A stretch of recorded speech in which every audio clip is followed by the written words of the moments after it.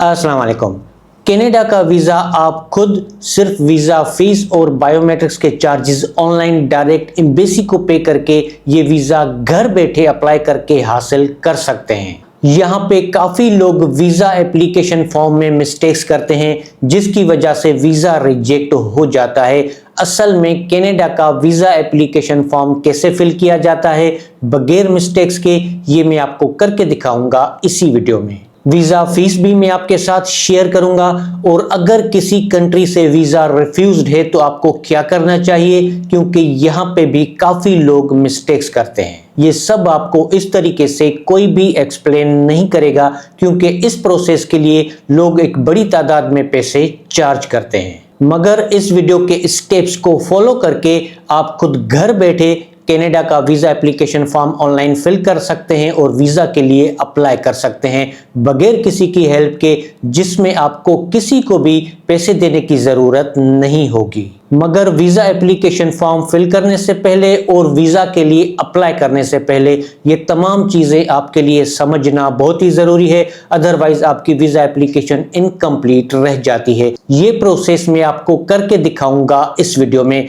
अगर मुकम्मल वीडियो देखेंगे हर एक चीज़ आप समझ पाएंगे, स्किप करके देखेंगे कोई ना कोई चीज़ आपसे मिस हो जाएगी और हमेशा मिस्टेक्स की वजह से ही या तो वीज़ा रिजेक्ट हो जाता है या वीज़ा एप्लीकेशन पेंडिंग में चली जाती है, फिर 2-2, 3-3, 4-4 महीने वीज़ा प्रोसेस में भी लग जाते हैं। आपके लिए और आपकी फैमिली के लिए कौन से कंट्रीज बेहतरीन हैं टूरिज्म के लिए या वहां पे जाके सेटल होने के लिए, और उन कंट्रीज का वीज़ा आप कैसे हासिल कर सकते हैं लीगल तरीके से जिसमें आपके पैसे भी ज़ाया ना हो, इन सब पे डिटेल्स मुकम्मल मालूमात के साथ आ रही है इस नए यूट्यूब चैनल पे। तो अगर आपने अभी तक इस चैनल को सब्सक्राइब नहीं किया तो इसको सब्सक्राइब करें, बेल आइकन प्रेस करें ताकि जो भी नया अपडेट आए उसकी नोटिफिकेशन सबसे पहले आपको मिल सके। कनाडा का visa application form online apply करने से पहले मैं आपके साथ फटाफट से शेयर करता चलूं कि आपको कुछ बेसिक और ज़रूरी डॉक्यूमेंट्स चाहिए, जैसे कि आपका प्रोफेशनल कवर लेटर जिसमें हमें टू द पॉइंट बात करनी होती है, यहाँ पे गलती करने की गुंजाइश नहीं होती। आपको चाहिए day by day travel plan जिसमें तमाम दिनों की एक्टिविटीज़ हमें जस्टिफाई करनी होती है और ट्रेवल प्लान उतने दिन का होना चाहिए जो जेन्युइन लगे। आपको चाहिए ट्रेवल हिस्ट्री डॉक्यूमेंट, अगर पहले कुछ कंट्रीज आप विजिट कर चुके हैं तो उनको आप अच्छे से जस्टिफाई कर सकते हैं इस डॉक्यूमेंट में। साथ ये भी नोट कर लें कि ट्रेवल हिस्ट्री का होना वीज़ा के लिए अप्लाई करने के लिए लाजमी नहीं होता। ये 3 डॉक्यूमेंट्स प्रोफेशनल तरीके से और होटल बुकिंग और फ्लाइट रिजर्वेशन, ये 5 डॉक्यूमेंट्स आपको मेरी टीम भी बना के दे सकती है। इस पे हमने बहुत ही कम चार्जेस रखे हैं जो हर कोई अफोर्ड कर सके। आप इस व्हाट्सएप नंबर पे मैसेज या वॉइस मैसेज करके मेरी टीम से रब्ता कर सकते हैं डॉक्यूमेंट्स प्रिपरेशन के लिए। अगर हम गूगल करते हैं IRCC पोर्टल तो कुछ इस तरीके का रिजल्ट हमारे स्क्रीन पे आ जाएगा। अब यहाँ से आप वेरीफाई कर लें, ये ऑफिशियल वेबसाइट है, यहाँ से भी ओपन कर सकते हैं, अदरवाइज डायरेक्ट हम यहाँ से भी ओपन कर सकते हैं। जहाँ पे आपको टाइटल नजर आ रहा है apply online to visit Canada, ये वेबसाइट ओपन हो जाएगी। यहाँ पे आपको बता रहा है कि आप टूरिस्ट वीज़ा के लिए, बिजनेस वीज़ा के लिए या फैमिली वीज़ा के लिए भी अप्लाई कर सकते हैं। अब अगर आपके पास अकाउंट है IRCC पोर्टल का तो आप यहाँ से साइन इन करेंगे, अदरवाइज आप करेंगे रजिस्टर। उससे पहले मैं आपके साथ फटाफट से शेयर करता चलूँ कि अगर आप पाकिस्तानी हैं, पाकिस्तान में रहते हैं या पाकिस्तान से बाहर किसी कंट्री में रहते हैं तो एग्जैक्टली आपको कौन से डॉक्यूमेंट्स चाहिए कनाडा का वीज़ा अप्लाई करने के लिए, उस पर एक मुकम्मल वीडियो इस चैनल पर मौजूद है। उसका लिंक आपको आई बटन पे और इस वीडियो की डिस्क्रिप्शन में मिल जाएगा। अकाउंट क्रिएट करने के लिए हमें चाहिए इनवाइट कोड, तो हम चले जाएंगे इनवाइट कोड पे और यहाँ पे अपना ईमेल एड्रेस डालेंगे। उस ईमेल एड्रेस को दोबारा टाइप करेंगे गेट एन इनविटेशन कोड पे। ये कोड हमें मिल चुका है, इसको हम कॉपी करेंगे और चले जाएंगे साइन अप के पेज पे। यहाँ पे अपना कोड डाल देंगे, हमारा ईमेल एड्रेस, हमारा पासवर्ड इस अकाउंट का, उस अकाउंट का पासवर्ड हम दोबारा टाइप करेंगे, हमारा सरनेम, हमारा गिवन नेम पासपोर्ट के हिसाब से, हमारा फ़ोन नंबर पाकिस्तान का है तो अदर 92 डायलिंग कोड और ये हमारा फ़ोन नंबर। क्लिक करेंगे साइन अप पे तो हमारा अकाउंट यहाँ पे क्रिएट हो जाएगा। मगर एक्टिवेशन के लिए आपको कोड आएगा, कोड यहाँ पे डालेंगे और कंफर्म करेंगे। अब हम लॉगिन करेंगे अपने अकाउंट को। ये हमारा अकाउंट लॉगिन हो चुका है। यहाँ पे हम जाएंगे अप्लाई फॉर विजिटर वीज़ा और ट्रांजिट वीज़ा पे।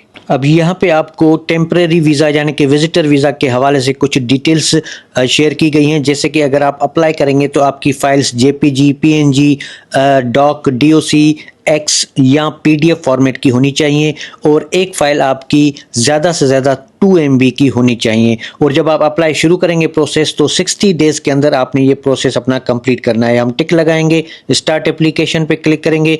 अगर फैमिली और ग्रुप है तो येस करेंगे, अदरवाइज सिंगल पर्सन है तो यहाँ पे नो करेंगे और करेंगे सेव एंड कंटिन्यू पे।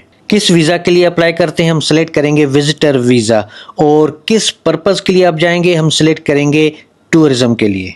यहाँ पे आपका जो ट्रेवल प्लान आपने बनाया होगा उस ट्रेवल प्लान की डिटेल्स आपको यहाँ पे डालनी होगी डेट्स के साथ। कनाडा कब जाएंगे, तो कनाडा की ट्रेवल डेट्स जो है वो यहाँ पे मैं सिलेक्ट करूँगा 1 दिसंबर 2025 से 7 दिसंबर 2025 और चले जाएंगे सेव एंड कंटिन्यू पे।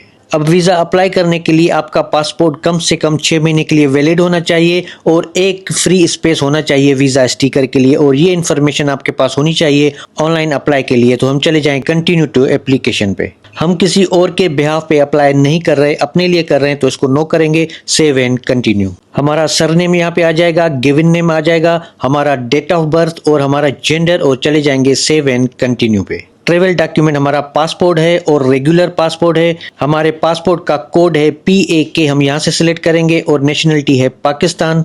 हमारा पासपोर्ट नंबर उसको दोबारा टाइप कर देंगे और हमारा पासपोर्ट की इशू डेट और पासपोर्ट की एक्सपायरी डेट। क्या आप USA के रेजिडेंट हैं, इसको हम नो कर देंगे। क्या पिछले 10 सालों में आपके पास कनाडा का वीज़ा था, तो उसको हम नो करेंगे। क्या आपके पास US का नॉन इमिग्रेंट कोई वीज़ा है तो ओके, अदरवाइज इसको हम नो करेंगे। क्या आप ट्रेवल जो करेंगे वो कनाडा बाय एयर करेंगे, तो इसको हम येस करेंगे, सेव एंड कंटिन्यू। यहाँ पे हमारा कंट्री ऑफ बर्थ, यहाँ पे सिटी ऑफ बर्थ, क्या एक से ज्यादा सिटीजनशिप आपके पास हैं, इसको हम नो कर देंगे। और किस कंट्री की सिटीजनशिप है, तो हम यहाँ से सिलेक्ट करेंगे पाकिस्तान। जब से आप पैदा हुए हैं तब से आपकी यही सिटीजनशिप है, तो इसको हम टिक कर देंगे और चले जाएंगे सेव एंड कंटिन्यू पे। ये हमारे पास आईडी कार्ड है और यहाँ पे हम आईडी कार्ड का नंबर टाइप कर देंगे, उसको दोबारा टाइप कर देंगे और आईडी कार्ड हमारा कब इशू हुआ उसकी डेट और आईडी कार्ड किस कंट्री से इशू हुआ सिलेक्ट करेंगे पाकिस्तान और चले जाएंगे सेव एंड कंटिन्यू पे। पहले आपका कोई दूसरा नाम था, नो करेंगे, सेव एंड कंटिन्यू। यहाँ पे आ जाएगा हमारा रेजिडेंशियल एड्रेस, पहले हमारा कंट्री, उसके बाद हमारा फुल एड्रेस हम यहाँ पे टाइप कर देंगे। क्या हमारा मेलिंग एड्रेस सेम है, तो इसको हम येस कर देंगे। अब यहाँ पे हमसे पूछा जा रहा है कि करंटली आप कौन से कंट्री में रहते हैं वो बताएं, और उसके बाद क्या आप किसी ऐसे कंट्री में ट्रेवल किया है जहां पे आपने 6 महीनों से ज्यादा स्टे किया हो, अगर किया है तो फिर उसकी डिटेल्स भी आप देनी होगी। वीजा एप्लीकेशन तो पहले हम चले जाएंगे 8 के बटन पे और हमारा जो करंट रेजिडेंस कंट्री है वो हम यहाँ पे सिलेक्ट करेंगे और यहाँ पे हमारा स्टेटस, हमें यहाँ के सिटीजन, कब से हम यहाँ पे रह रहे हैं अपने सिटी कंट्री ऑफ सिटीजन में, तो यहाँ पे हम अपनी डेट ऑफ बर्थ लिखेंगे, तब से हम यहाँ पे रह रहे हैं। और करंटली हमारा कंट्री ऑफ रेजिडेंस पाकिस्तान है, इसको हम सेव कर देंगे। अब इसके अलावा अगर आप किसी कंट्री ट्रेवल किया है और वहाँ पे 6 महीनों से ज़्यादा स्टे किया है तो इसी तरीके से ऐड करके उसकी डिटेल्स डालेंगे, अदरवाइज हम चले जाएंगे सेव एंड कंटिन्यू पे। पिछले 10 सालों में क्या आपने कभी कनाडा के वीज़ा के लिए अप्लाई किया है और उसके लिए फिंगरप्रिंट्स और फोटो आपने दिया है, अगर दिया है, कभी अप्लाई किया था तो आप येस करेंगे, डिटेल देंगे, अदरवाइज हम नो करेंगे और चले जाएंगे सेव एंड कंटिन्यू पे। कनाडा में कितने पैसे आप खर्च करेंगे, कितना बजट है आपका, तो मैं यहाँ पे टाइप कर दूंगा 5000 कैनेडियन डॉलर। क्या आपको कोई और भी पैसे देगा आपकी सपोर्ट करने के लिए, तो मैं नो करूंगा और सेव एंड कंटिन्यू। अब यहाँ पे पोस्ट सेकेंडरी एजुकेशन की हिस्ट्री हमें देनी है, वो स्कूल की भी हो सकती है, कॉलेज की या यूनिवर्सिटी की, अगर है तो यस करेंगे और हम चले जाएंगे ऐड के बटन पे और यहाँ पे हम टाइप करेंगे हमारा यूनिवर्सिटी, स्कूल या कॉलेज जो भी नेम है और जो आपकी हायर एजुकेशन है वो आपने कब से शुरू की थी उसकी डेट, और उसके बाद अगर वो कोर्स अभी तक चल रहा है तो ऑन गोइंग करेंगे, अदरवाइज उसकी डेट देंगे कि कब तक आपने वो स्टडी की थी। लेवल ऑफ स्टडी यानी कि आपने ग्रेजुएशन की है, मास्टर्स किया है, क्या किया है, तो वो हम यहाँ से सिलेक्ट कर लेंगे। कहाँ पे आपने ये तालीम हासिल की है, तो पहले कंट्री का नाम हम यहाँ से सिलेक्ट करेंगे और फिर उस स्कूल, कॉलेज या यूनिवर्सिटी का एड्रेस और हम करेंगे यहाँ पे सेव। अगर इससे पहले दूसरी एजुकेशन है तो वो भी आप दोबारा ऐड पे क्लिक करके ऐड कर सकते हैं। और यहाँ पे हमसे पूछा जा रहा है कि आप क्या मिलिट्री और पुलिस में काम किया है, तो इसको हम नो करेंगे। और यहाँ पे आपसे पूछा जा रहा है आपकी एम्प्लॉयमेंट की हिस्ट्री, पिछले 10 साल में आपने कहाँ काम किया है, तो यहाँ पे पहले जो अभी आप काम कर रहे हैं वो आप डालेंगे उसकी डिटेल, और क्या काम कर रहे हैं, आपकी कौन सी फील्ड है वो आप यहाँ से चूज करेंगे, जैसे कि वर्क एक्टिविटी और जॉब टाइटल, किस कंपनी में काम कर रहे हैं और वहाँ पे हमारी ड्यूटीज़ क्या हैं वो यहाँ पे देंगे, और उस कंपनी का एड्रेस हमें यहाँ पे देना होगा और कंट्री के साथ, और यहाँ पे हम सेव कर देंगे। अगर इस जगह आप पिछले 10 साल से काम कर रहे हैं तो ये एक ही आपके लिए काफ़ी होगा। अगर 3-4 साल हुए, 10 साल नहीं हुए, तो फिर दोबारा ऐड पे जाएंगे और उससे पहले वाले काम, किस कंपनी में आप काम करते थे वो हम ऐड करेंगे, तो पिछले 10 साल का डेटा हमें देना होगा। उसके बाद चले जाएंगे सेव एंड कंटिन्यू पे। ये है ट्रैवल हिस्ट्री का पेज। पिछले 5 सालों में आपने किसी कंट्री में ट्रैवल किया है आपके अपने सिटीजन कंट्री के अलावा, अगर किया है, ट्रैवल हिस्ट्री है, तो आप यस करेंगे, ऐड पे जाएंगे और जितने कंट्रीज विजिट किए हैं उनकी डिटेल देंगे। अगर ट्रैवल हिस्ट्री नहीं है तो नो करेंगे और सेव एंड कंटिन्यू पे जाएंगे। क्या आपने कनाडा में कभी ओवर स्टे किया है, तो इसको हम नो करेंगे। और दूसरा इंपॉर्टेंट है, यहाँ पे आपसे पूछा जा रहा है किसी भी कंट्री से क्या आपका वीज़ा रिफ्यूज़ हुआ है, या अगर वीज़ा मिला है तो एंट्री डिनाई हुई है, या किसी कंट्री से आपको बोला गया है कंट्री लीव करने के लिए, तो यहाँ पे आपने येस करना है। काफ़ी लोगों के रिफ्यूज़ल्स होते हैं, तो अगर किसी भी कंट्री से वीज़ा रिफ्यूज़ड है तो यहाँ पे हम येस करेंगे और यहाँ पे डिटेल्स देंगे कि किस कंट्री से वीज़ा रिफ्यूज़ड है और उसका रीज़न क्या था। अगर किसी का रिफ्यूज नहीं है किसी भी कंट्री से तो नो करेंगे और चले जाएंगे सेव एंड कंटिन्यू पे।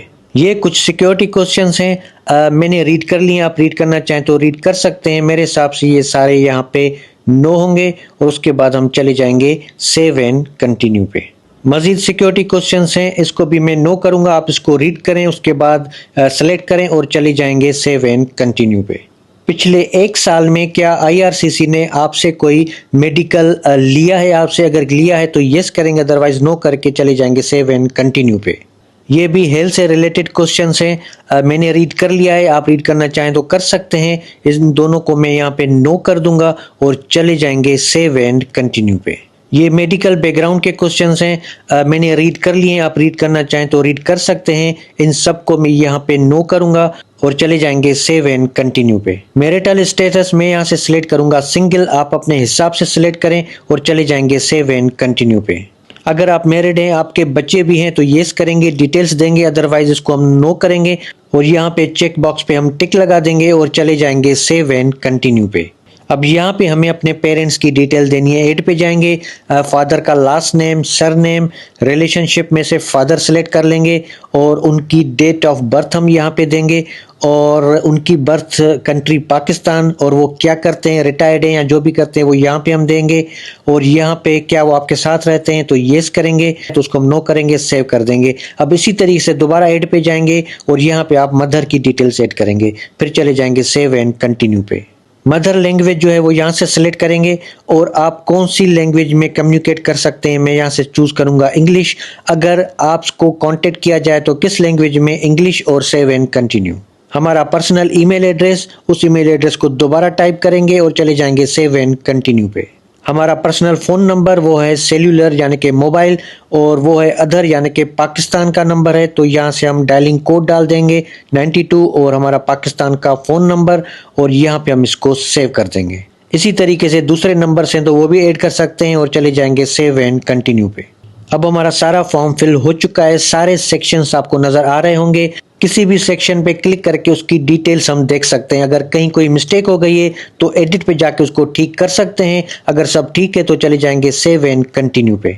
अब ये फाइल अपलोड का सेक्शन है, आप जेपीजी, पीएनजी, डीओसी, डीओसीएक्स या पीडीएफ फाइल्स अपलोड कर सकते हैं और एक फाइल 2 MB से ज़्यादा नहीं होनी चाहिए। सपोर्टिंग डॉक्यूमेंट्स में पहले नंबर पे हमारा आईडी कार्ड, तो यहाँ से हम अपलोड करेंगे अपना CNIC आईडी कार्ड फ्रंट और बैक। दूसरे नंबर पे हमारा पासपोर्ट, पासपोर्ट स्कैन कॉपी हम यहाँ पे अपलोड करेंगे। तीसरे नंबर पे है प्रूफ ऑफ फंड्स, यानी कि हमारी बैंक स्टेटमेंट यहाँ पे अपलोड हो जाएगी। इसी तरीके से आप एक पीडीएफ बना के मल्टीपल चीजें उसके अंदर डाल के अपलोड कर सकते हैं।